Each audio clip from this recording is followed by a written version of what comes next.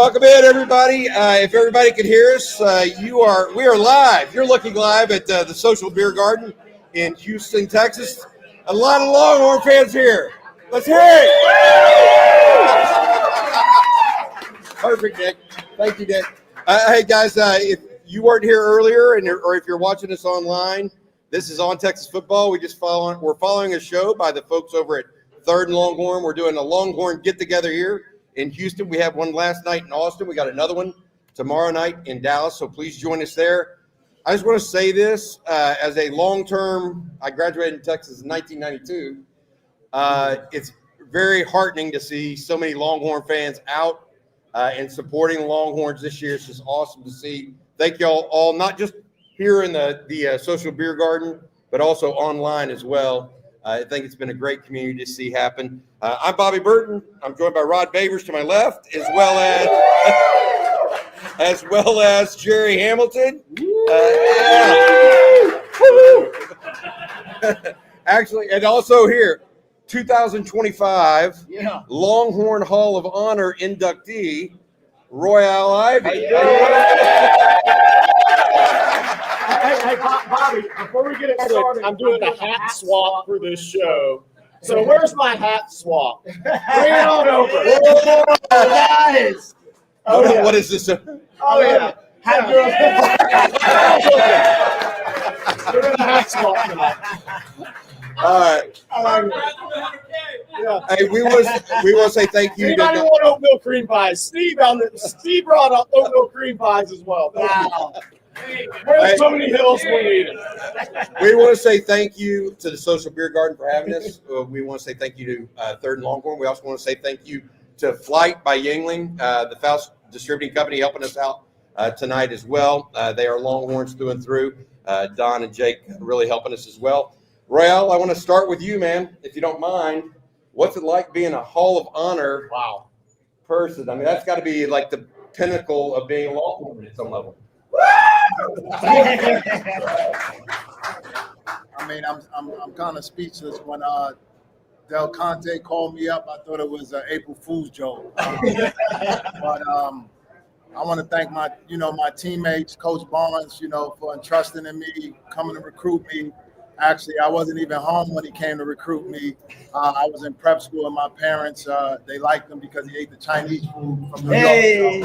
So, it's been a journey, like I said before, but I'm thankful that I entrusted my wits and, to commit to Texas and to go on a Hall of Honor with so many of my comrades is definitely an honor, and I'm thankful, and I'm mostly gracious to be in that kind of light. You have now a very successful coaching career, an assistant with the Houston Rockets, I believe.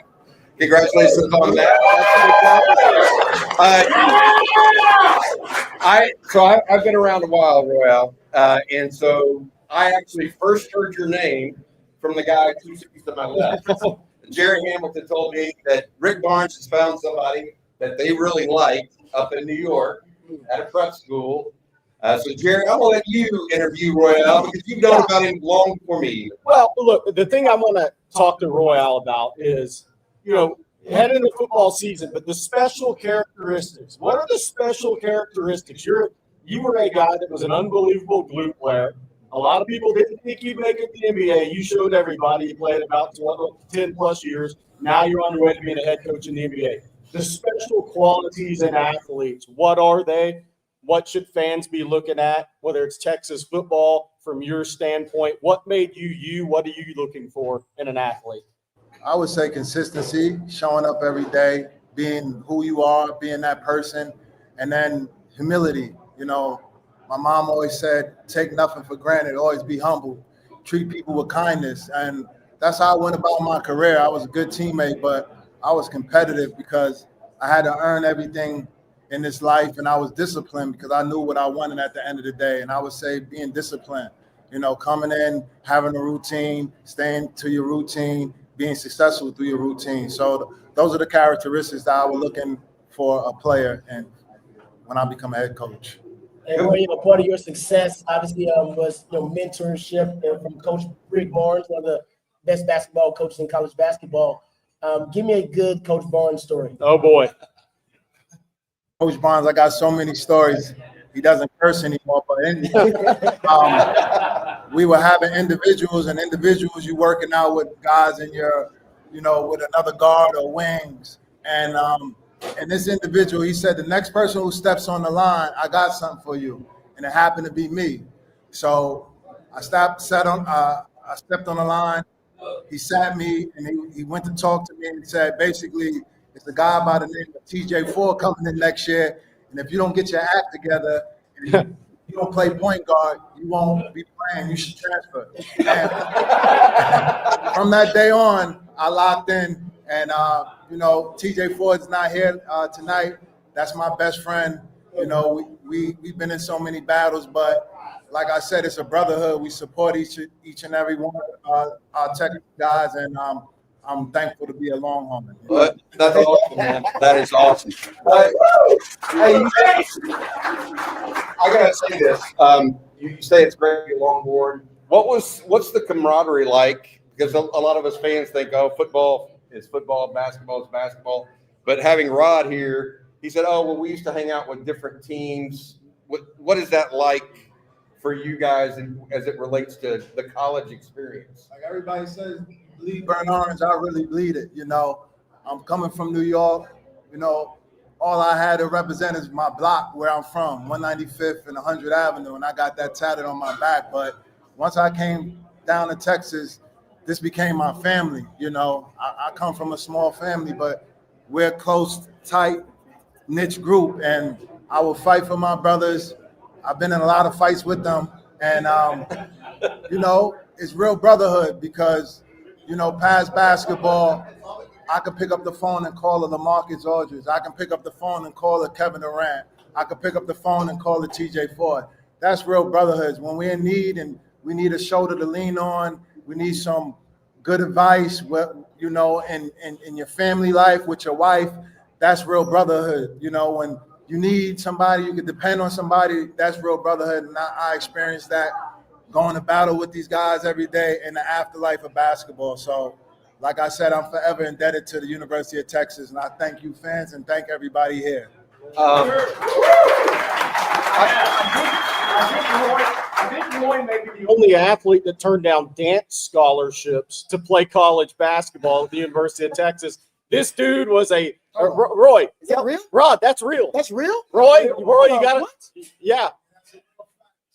I offered a partial dance scholarship to Temple University, and I turned it down to come to University of Texas. So it worked out for me. Yeah. Modern, jazz, tap, ballet, I did it all. I still can move. They used to call me Crazy Legs in the hood. Wow. I did not know that about him. First time I've ever heard that. Hey, That's amazing. well, you go into the Hall of Honor this year with guys like Rod Wright, who's now also an assistant with the Houston Texans here. Right, yeah. Yep. Bobby Mitchell, former player as well. I think about this, and I've watched so much sports through the days. You mentioned TJ Ford. Your name's going to be etched forever in Longhorn lore. And I just want to say, you said you're indebted to this family. We're indebted to you too, man. Amen, brother. All right. Thanks. I appreciate it. Take care. All right. That's Royale Ivey. Good guy. Good guy. How many athletes, period, on the 40 acres in the history of the athletic department have also been on a dance scholarship or offered a dance scholarship? Anyway. I'm going with 0. Right? That's amazing. Yeah. All right. That's talent. That really is. It is talent, but I'm going to ask your dad. Rod B's dad is in the audience here. Yeah. I don't know if y'all know. Hey. Could Rod dance as well? No. He's like, Nah. your dad said he got. I had a rhythm, but I can't dance, and that's the difference. All right? All black people have rhythm. That's the difference. Your dad. I asked your dad where you got your speed from, and he said it was from him. It was from him. My dad Right answer, even if you're in 5 flat, that's the right he ran answer. track at Northwestern State. Oh, then he did Boom, not. there you go. Shout out. Good stuff. All right, now let's bring in Jeff Howe. Now we're going to start a regular session of the show. Actually, earlier tonight, Diane Taft, Michael Taft's mom, was out here talking to the folks, and he is kind of the senior leader of that secondary at this point in time. And Rod, you're a former senior leader yourself in the secondary. We heard his interview yesterday, which I thought was terrific. He was actually hoarse because he had been yelling so much in practice, Michael Taff had. What do you think of the secondary? What do you think of Michael Taff? And let's go from there. Michael Taff, I don't know if there's a better walk-on story in history of Texas football than Michael Taff. Going to end up becoming a draft pick and to go from walk-on to All-American to draft pick. Guys, that is the toughest road for any player to see the field. The coaches, and nothing against Michael Taff, he's awesome, but they have other plans for the roster than a walk-on cracking the starting lineup. That's right. It's just really tough for those guys. They don't get a lot of opportunities, number one, but coaches obviously put scholarship players ahead of them. So I can tell you right now, for Michael Taff to have made that leap from being a walk-on all the way to being a starter for them means he earned the respect of the locker room first, teammates, then the coaches. I really can't say enough about how much admiration I have for Michael Taff. Big fan of Michael Taff. And I think he's the perfect leader for the secondary, right? Everything was earned. Everything is earned. There is no entitlement in that secondary because your leader is a guy that had to work for and scrap and scrape for every bit he got on that roster, every piece of respect, every legitimate, I think for the coaches, even when they put him in a position, now they're working him at nickel a little bit. And he's a guy that he's actually played every position in the secondary. I found it out when we interviewed him on Third and Longhorn. He's played strong safety, free safety. He started out playing nickel. Now he's back playing nickel. He was a corner coming out of high school. Yeah. So his football IQ is just extraordinary to be able to play all those positions. I think it all comes together nicely for him to lead that very young group. So let's dive into the secondary more so now. The return of Derek Williams, which is a big loss last year in run defense at the safety position, and Jelani McDonald's growth. What have you seen from Jelani McDonald? And I think he's one of those guys on this team. If he takes the next step, picks off 3 or 4 balls this year to go with his physicality and his size, he's going to shoot up NFL draft boards. What do you see from this safety position headed into the season? It's the deepest I've seen safety at Texas in a long time. I think you got 3 legitimate starters in the secondary at safety. Taff along with that, of course, Jelani McDonald's in that group, and Derek Williams. And every time you ask players about who's going to be the next guy in the secondary, who's going to be the next member of DBU that has a breakout season, they all point to Jelani McDonald. Yeah. Taff points to him. Muhammad has pointed to him. So I got to listen to the guys. And they're telling me that Jelani McDonald has a Sunday skill set. The guy can play on Sunday. He's an NFL caliber player.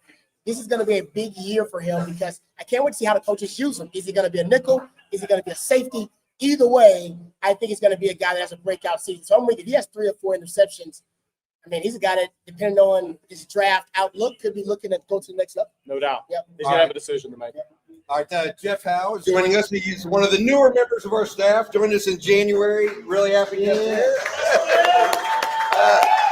Hey, Jeff, thank you. CJ Vogel, by the way, not here tonight. He's up in Dallas for high schools. He's watching high school players. He'll be with us tomorrow in Dallas. Thank you very much. Jeff will be back home in Austin in case they have any player or media availability for us. Mine in the store. Jeff, you have a question for Rod as it relates to the secondary. Yes, I do.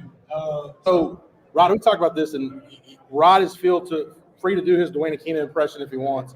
But, Rod, when Coach Akina got there was a different feel for special teams at Texas. And guys really wanted to be a part of the kicking game.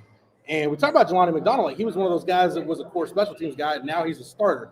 So the amount of guys that Sarkis talked about that have taken that next step, like Wardell Mack, Xavier Filson, Jordan Johnson-Rubel, especially, given the emphasis they put on special teams after last year wasn't a great year in the kicking game, you think with that combined with Coach Akina coming back, combined with the fact that a lot of guys in that DB room need a place to play, you feel like Texas is going to get back to just blocking kicks and being elite on special teams again with guys in that DB room leading the way?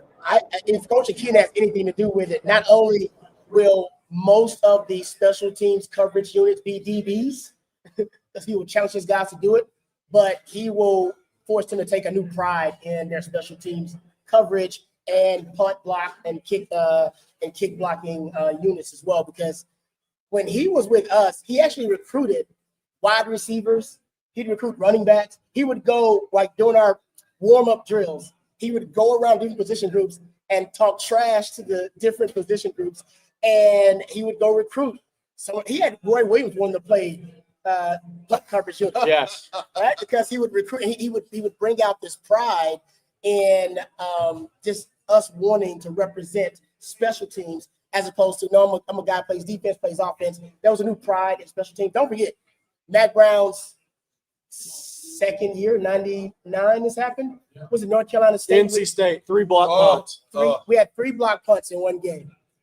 From that point on, Matt Brown changed his entire. Somebody said I was there. You were there. I was there. Well, then I apologize.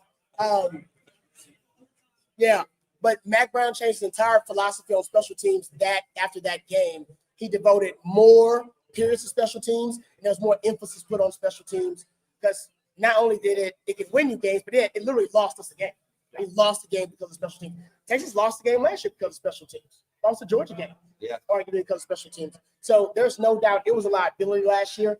If Coach Aquino has anything to do with it, it will be one of the best coverage units in the country. But it'll be full of defensive backs, I can tell you that. Who also, I can say right now, some of the best young athletic profiles on the team right now are young DBs. Yes. Your Kane Phillips, your Zealous Hicks, your Jonah Williams. You get guys like that on special teams, talking about 5-star athletes Yes. going down covering your Yes. kicks. That's amazing. Wardell Mack, Wardell Mack. the long arm. Big to me. Yeah. Yeah. All right, we're going to get going here to our next topic, but first I want to ask you this because it came in from the audience earlier. Yeah. What do you think is the over/under on number of block kicks this year that block punts that Texas takes on the opponent? Because, and the reason I asked that, and it's a good question, Jeff Banks in the preseason, the special teams coach, said they are going to be more aggressive this year in attempting to block punts. What do you think? Over under 3, 5? I think okay. 2.5's your number. Do you take the over or the under? Wow, we're aggressive tonight. 3.5. 3.5 for you? I'll go 3.5 then. Yeah. San Jose State and UTEP are in deep. That's why. Yeah. I think. And Sam Houston, yeah. What's Jeff got?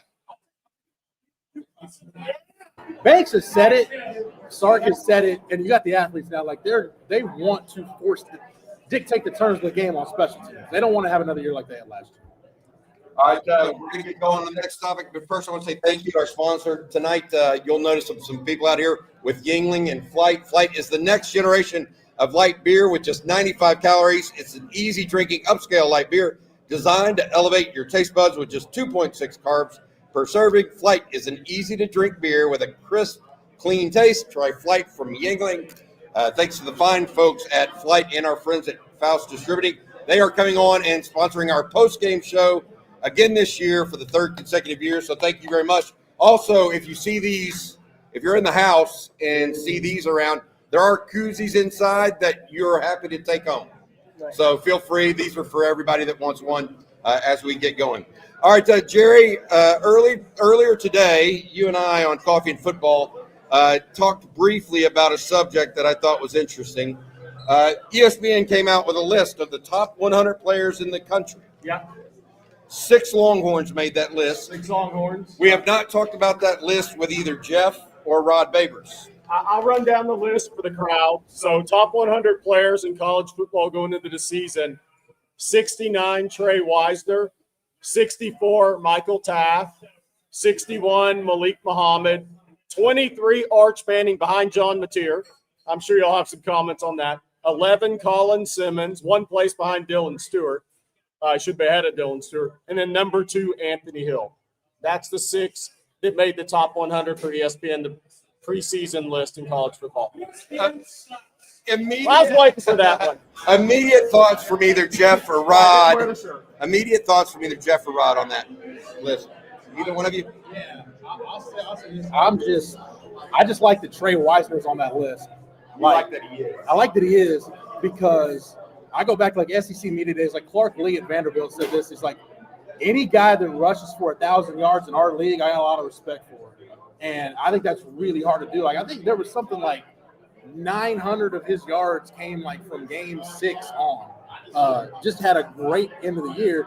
Now, if he's going to split carries with Baxter, I don't know if he gets to 1,000 or not. I'm just glad he's getting a little bit of respect because I'm growing a little tired, Bobby, the Trey Weisner disrespect we've heard this offseason. I think that's fair. I mean, he has been a little disrespected because I want to say this, even by some Texas fan bases, like we are very happy, obviously, that Cedric Baxter is back, right? I mean, but even to some level, Trey's like, where do I fit in there? And so, what are your thoughts on Trey Weisner, and then also this list as a whole, Rod? Trey Weisner, disrespect is real, and I think I've actually been guilty of it too. Been too excited about Cedric Baxter beginning, got 1,000-yard back returning. A guy, by the way, last year who ended up earning, I think, the trust of the coaches when, guys like Jaden Blue would have some fumbling issues, and obviously Jerry Gibson had fumbling issues too, and all the injuries. Trey Weisner really rose to the occasion. I think it just reinforced how good the defense is going to be. Does any team have 4 defenders in the top, 64? 4 defenders. So that of the list, when you're talking about the list, the thing that caught your attention were Taft, Muhammad, Colin Simmons, and Ant Hill. Yeah. There's definitely not another one, is there, that have 2 in the top 11 on defense? I don't think so. I don't think so. So it could reinforce this is going to be the best defense in the country. And Anthony Hill's the best linebacker in the country. Colin Simmons the best edge rusher in the country. And Taft has a chance to compete. I mean, it shows Muhammad to be one of the best corners in the country too. If all falls into place, this should be historically a great defense. Historically a great defense. Yeah. If they're saying it's going to be better than last year's defense was top 10 all-time greatest defense in Texas football history. It was like top 5. I'm not giving up who's here and said it, but somebody walked up to me and said, "Remember the name Brad Spence?" Oh. Brad Spence isn't even a starter on this team currently. Yeah. And this is so I'm just here to tell you, Brad Spence, an NFL player. Thank you, sir. Hey, here we go. I got a couple other things I want to say here as we get going. Can I say one thing? Yes. Get y'all's questions ready. We're going to take 2 or 3 questions from you guys as well. Yeah, absolutely. I'm not here to listen to myself talk. I want to hear from you guys. Something I want to say as it relates to historically great defense. Jerry and I were talking this morning, and I want to ask you and Jeff this, Rod. We were talking about guys that aren't on this list that maybe should be. Jerry came up with a name that you actually just mentioned, and that's Jelani McDonald. Jerry's really high on him. I said Jack Indries, the tight end. Yeah. What, Jeff? You have one that's not on this list that you think you might want to be on it? I want an offensive lineman on there by the end of the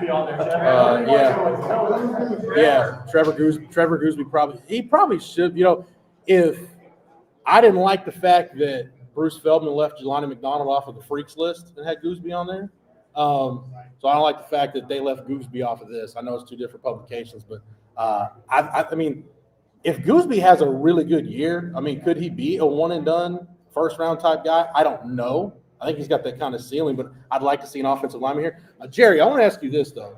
Sure. When I think of Colin Simmons and Ant Hill, and I know they're different type players than Jalen Walker and Michael Williams were for Georgia, but I feel like those 2 guys are good enough to control games. I agree. The way those 2 guys did. And we did. It sucked that the 2 games they were healthiest for were the 2 Texas games. But yeah, everybody saw when they played Texas, like when those 2 guys were healthy, it was impossible. They were impossible to deal with. I think Simmons and Hill could be that for Texas this year. I agree, and I think the best thing about Colin Simmons this year is the attention he's going to draw and how he's going to help his teammates, Rod. Yeah. I mean, whoever's lining up next to Colin Simmons has a real advantage this season. I think the attention he's going to get. So we've talked about this. People ask, how many sacks is Colin Simmons going to get against Ohio State? He could impact the game greatly and have 2 quarterback hurries and no sacks because teams are going to game plan him this year, Rod. And I think that changes everything for Texas. He was not really game planned against last year. He will be game planned against this year. And then when you have Anthony Hill on the other side, And look, it really opens up possibilities for your interior guys. Your edge on the opposite side are going to get a lot of favorable matchups and a lot of one-on-ones. I think if Colin gets off to a fast start, now people are going to game plan him. I think Colin has a chance to do things for this team and make guys better, even if it could be more impactful than the numbers he puts up. Yep. And I can't wait to see, because he's got to beat double teams at times. Yes. He's going to have to beat double teams legitimately because he's going to get a lot of double teams, a lot of chips by running backs. They're going to put the H back out there, make them run the hump around. But I agree with Jerry. Whoever is opposite of Colin Simmons has a chance to have a breakout season. Ethan Burke. Whoever it is, because they're going to get one-on-one blocking. So we just can't afford to have to allocate resources to stop both you guys. It will be Colin Simmons who they'll circle. And the other guy will get one-on-one blocking schemes all night long. Okay. And whatever linebacker they roll outside Colin Simmons at times, Rod, Oh, yeah. in a blitz package, Yep. he has a real chance. They on can this put team. Anthony Hill and Colin Simmons on the same side. Yes. See, you laughing like it's Well, that's got to be a NASCAR package. that's So- diabolical. Yeah. Hey, let me ask you this though: are there any other guys that are outside this top 100 list that you think? I would love to see Ryan Wingo on there. The wide receiver Interesting. position is just so deep in And college football DeAndre right Moore, now. right? Yeah. Yeah, I mean, it's loaded, guys. We know that. I mean, SEC's got a ton of them. Jeremiah Smith's a great one. Ryan Williams. I mean, it's ridiculously oversaturated position in terms of talent. But Ryan Wingo and Arch Manning, if they have that connection that we believe they're going to have, and maybe it's DeAndre Moore. I'm not saying he can't be Yeah. DeAndre Moore. But Ryan Wingo has the ability to make the vertical catches down the field, the contested catches down the field. I think he's great in yak situations as well. And, man, they were hanging out at the cookout. I think that means something. It does. It does, man. You can try to make it not mean anything, but it does. DY just sat here and told us that it means something when you go to the family cookout and go hang out with the unks, Absolutely. and the cousins, and the kinfolk. It matters, and I think it matters that Arch is spending that extra time to get to know his number one wideout, which is going to be Ryan Wingo. So I think Ryan Wingo should be on that list. He's as freaky as those other guys, just hadn't had the opportunities yet. I'm going to cue you in on something. Ryan Wingo is actually the topic of my article tomorrow morning. So you got. Yeah. I was talking to someone today, and they are extremely high on the future of Ryan Wingo. I mean, I just will tell you all that. All right, we are going to take questions. Yeah. Do you have something? Yeah, I was gonna say we're gonna take a couple of questions. Who's got something in the audience for us? Oh, Go for questions. it. What do you got?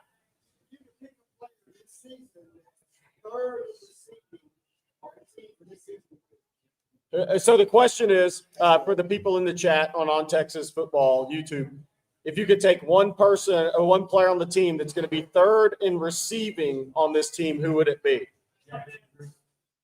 Oh, Jack Andrews. Yeah. Andrews. It's probably if the offense is going to go as it has been under Sark so far, it probably will be the tight end because JT Sanders, think about the year he had 2 years ago, and then Gunnar Helm last year, among the favorite targets for Quinn, especially in critical moments, third downs, red zones. So tight end seems like the likeliest option. I want to ask whether he meant receptions or yardage. Total catches. I think injuries might be second. Yeah. And then I think your third in receptions will be more. Could be Parker Livingstone as well. That's definitely one to think about. Good stuff. And you know what's interesting is third in receptions and number of receptions could actually be Ryan Wingo because he's going to draw the double coverage. Yeah. I mean, so he may have the most yards per catch, maybe the most receiving yards, but he could be third in actual receptions behind DeAndre Moore and Jack Andrews on this team. All right, we are going to go to the super chat. One second, one super chat in here because he's from Corpus Christi. Who are the best football prospects in Corpus Christi of all time? I was raised in Corpus Christi. This is a crazy question because there's somebody in here from Gregory, Portland, and we were having this discussion earlier. He's proud. This is not your super chat, I know, Well, this. By the way, if anybody needs tennis lessons, this is your guy too. By the way, anybody pickleball tennis this guy was a heck of a tennis player, college tennis player. Beautiful. All right, I want to say this. You mentioned Gregory Portland because that's down near Corpus Christi. Marty Akins was number 10. He would be the guy for the Longhorns. He was actually the quarterback in the first ever game I saw in person as a Longhorn fan. I think my dad took me to the Bluebonnet Bowl here in Houston in like 1974 or something. But before Rod was born. You made everybody feel old. Yeah, no, I made myself feel old is what it was. Dominic Bustamante played for the Longhorns. He was from Corpus. Victor Frazier. Cody Danaher was from Cal Allen. Hard to say if there was a best player. I'm not sure on that one. All right. Not a football player. Not a football player, but Brooks Kiesnick did go to Corpus Christi Carroll. So if you talk about Texas baseball players, that's the GOAT for me. Yeah, there you go. All right. Wait. So where's the cutoff though? Because are y'all ready to boo me? I mean, that win at Rockport Fulton was pretty good. I know. Hey, the guy was a really good player though. He was a good player. Rockport Fulton is not Corpus. Rockport Fulton is not Corpus. So that's where you draw the line there outside of Corpus.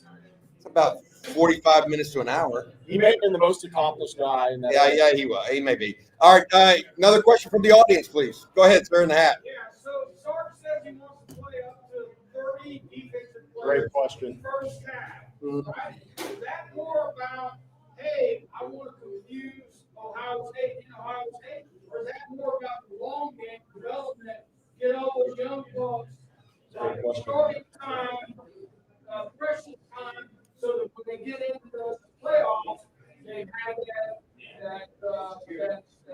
It's a great question. Question was 30 plus players that Steve Sarkisian wants to play on defense right out of the gate. Jeff Howe, I'm going to push this to you. What does that mean? Is it a long-term play by Sark, or is it a confusion play by Sark so they don't know where the pass rushers are coming from? I don't think it's a confusion play. I think you've got that many guys that are good enough to play high leverage snaps in that game that you can play them, and it's about the long game.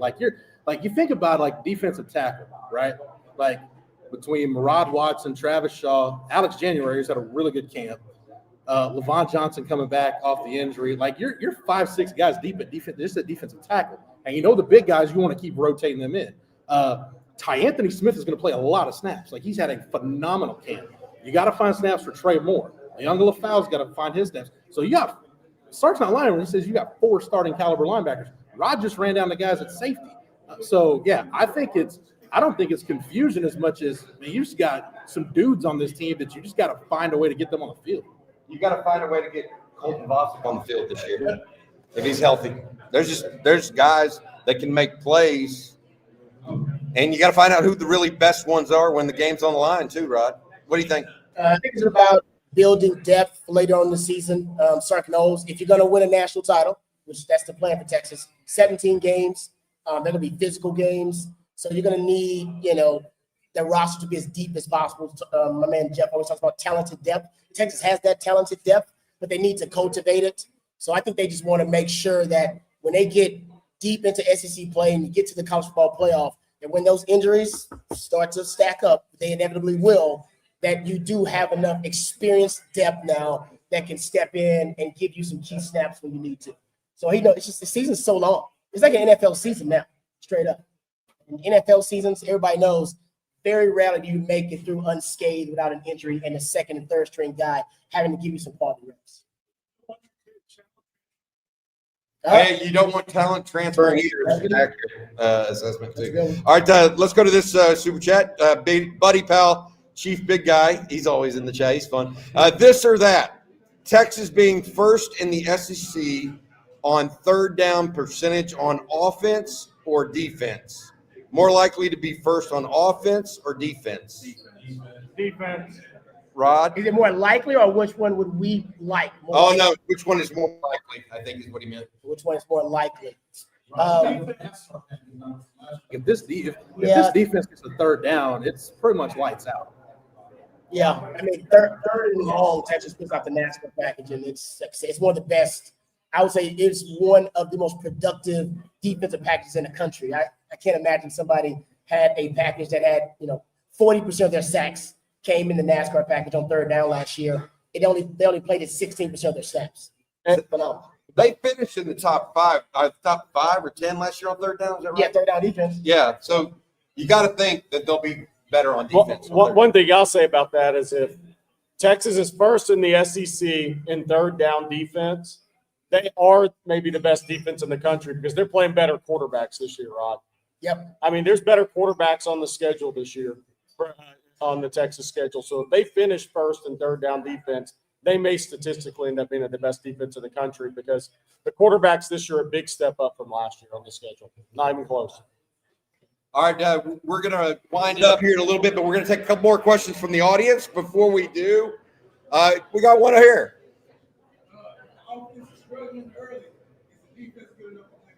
Yeah. If the offense is struggling early, is the defense good enough to win the game? And I will say this, that is the question. Like that I am most concerned about. Because I think that you have some questions on the offensive line right now. You got newish receivers. You've got a quarterback that's only started 2 games and not against a team like Ohio State, certainly. That's the question, right? Because hopefully you go into Ohio State and you make it a defensive battle at some level and you score 1 more point. And I think they're good enough to win those games. I know Ohio State, though, has some real firepower at receiver. Like, not just good players. I mean, Jeremiah Smith, Texas held him last year unbelievably the way they did it, but he's going to be a top 5 pick. Rod, what do you think? Are they good enough to go into Columbus and control and win that game for Texas if the offense isn't there yet? If the special teams is upgraded like we believe it is with Jack Bauermeister and Mason Shipley, then that's 2 phases of the game where you should be considered, really good to elite and defense and special teams. You can win that way. Sark has to coach that way, though. So he had to coach to a complementary type of football to win that game. And he's cool with doing that. He's done that plenty of times. I think the offense will start to gain its identity later in the season. After maybe the first 5 or 6 games, we'll start to see the identity of the offense really take form. I think early on, Sark's going to lean on that defense, man. Why wouldn't you? To help him win games, especially in the Ohio State game. So I would expect him to break out all the fireworks, full fireworks display against Ohio State. I think that defense is going to put him in a position to be able to win that game late in the 4th quarter. I expect Texas to win it, by the way, but I'm not expecting the offense to hit its stride right out of the gate. I want to say this to your question. I think Ohio State's going to do the same in this game. I think both coaches are going to try to play defense and control the game initially with their run game to protect the young quarterback. Now, Ohio State will get aggressive in their passing game if their offensive line can hold up against a Texas pass rush. But I do think there's going to be an element of both of these teams feeling each other out and kind of leaning on the defenses early. I'm not saying there won't be an aggressive play call, but what I am saying is both these guys, from a quarterback standpoint, this is a big moment for both of them. Yes. And you know how coaches normally get in those big moments with young quarterbacks. Jack Bowmeister's ability to flip the field, like the defense last year was elite, and they were in terrible field position the entire year. And which it puts it even more like that defense was special last season. You don't need the defense to be as special if you just have a punter you can rely on to flip the field. And I think they're going to have that this year. I've heard, Bobby, we've talked about I've heard nothing but good things about Jack Bowmeister. He's going to be a game changer in the punt game. We went out there for those first 2 practices. Rod, you were out there with us, They were bragging about the punter. It was hilarious. The first thing you see is they do special teams. They do some stretching and all that other stuff, and then they go into Jeff Banks mode where he runs out the punt team and they punt. They do punt return, etc. And the first punt, I heard a thud kind of, and I thought it was through the jugs machine. You know, it was one of those things that spit up in there, and I go, oh, and DeAndre Moore looked over the sideline and goes, oh, I need to back up. that was Game changed. yeah. So yes, I do think Jeff's point, the punting game can matter. All right, we have some other questions here that we'll get to. Super chat from Bobby Petronic. Oh, man. Always good to hear from him. Still doing the first annual swimsuit calendar at 100K subs. Jerry, you've got the hat on. Hot girls hook 'em. This is where it ends. Nobody needs to see that. But we are going to go over 100K subs tomorrow. There we go. So thanks for all the support. Yes, thank you. Hoosier Horns, what's the play late in the game, 3rd and long? Got to have it. Is it arch to Wingo? Is it arch to injuries? Hey, don't be surprised if it's arch, like if it's 3rd and I don't know how long you're talking about. We're talking about 3rd and really long? We're talking about Let's look 3rd and 10, 3rd and 11 or 12. 3rd, 11, or 12. Corner route, DeAndre Moore. Arch throws corner really well. Ooh, that is good. I like that. Out of the slot. I like those. You know, Sark wants those deep rainbow crossers where those deep cross. Y'all know what I'm talking about. Deep crossers that they end up, I think, like probably 17, 18 yards down the field. They end up doing those deep over routes. I think he'll throw one of those with Arch on the move. Little waggle Outside the pocket. Give him the option to run or throw. Go left to the tight end. Roll left. Old school. Nice. Old school. I like it. They'll be in. They're going to be in zone coverage on 3rd and 11. I don't know if you want to roll it. All right. Thank you so much, Hoosier Horns. Any other questions? Yes, sir. So first game of the season, penalties and turnovers are huge. If we don't get Arch, we get Julian Saint in the storybook, right? Does this boil down to Arch versus Julian Saint? Does this boil down to Arch versus Julian Sayin? Obviously, Texas was recruiting Julian Sayin, but once Arch committed, Julian Sayin was a year behind. He had made that decision. Is it as simple as saying it is Arch versus Julian Sayin? No, I don't think so. I don't think so. I think I agree with Jerry. Neither one of the coaches are going to put that much on their first year starting quarterback. I know Arch has some starts on this belt, but their first year starter, I think they want to ease them into that position, and I think they want to try to make it as the offense as quarterback friendly as possible. So I think you'll see a lot of quick game to get them in rhythm early, some RPO game to get them in rhythm early. Maybe the screen game. They want to get them on schedule and confident, and then start taking some shots down the field. So I agree with Jerry. More of a feeling out process, but that's going to be the defense, and I think the running game for both teams that's really going to make a difference early in the game. So the answer is no. It's not the Julian Sayin versus Arch. So run and screen game. I'm just saying I don't think you're going to get where VY had to put the team on his shoulders in the Michigan game. I don't think either coach wants their quarterback. Nobody wants. I don't think anyone wants that. Offensive line. Offensive line issues right now, and we'll close with this one tonight for you guys. There are a couple of comments I want to get to in the chat. That's a different story. But offensive line right now, Texas without Trevor Gooseby at this point, although he is on the practice field today, I understand, taped up hands, has finger issues, got tangled in a jersey. He has been the heir apparent at left tackle after last year, performing so well. They've tried a couple different guys at left tackle in the last couple of days. We heard Nato played a little bit left tackle, that CJ reported that. I reported that they've tried Brandon Baker at left tackle a little bit. Jaden Chapman obviously has been playing there as well. Jaden Chapman is still coming off a offseason knee surgery, so he's the question is whether or not he could go a full 75 plays right now if called upon. What is y'all's thoughts? Because one of the things I was told is that they like the idea potentially of getting the 4 juniors.